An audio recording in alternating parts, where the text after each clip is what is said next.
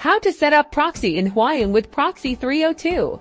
First, let's open www.proxy302.com and log in Proxy302. Then select and create a proxy. For example, we choose a static IP charged by traffic. We search US in country. Then click the button generated. By the way, Proxy302 supports HTTP and SOCKS 5 protocol. Click the blue button next to the proxy information to check detail of proxy. This window can quickly copy proxy information.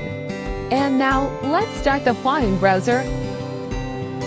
First, click the new browser twice to create a browser window. Then, select a type. Choose a platform type and click the Next. Next, fill in the basic information. After customizing the name, choose site and categories, click Submit and Finish. Now, click the IP address details to set up proxy setting. Choose corresponding proxy type, and paste the proxy information copied from Proxy302. We click the IP detection to make sure proxy available, and click OK twice to save with correct.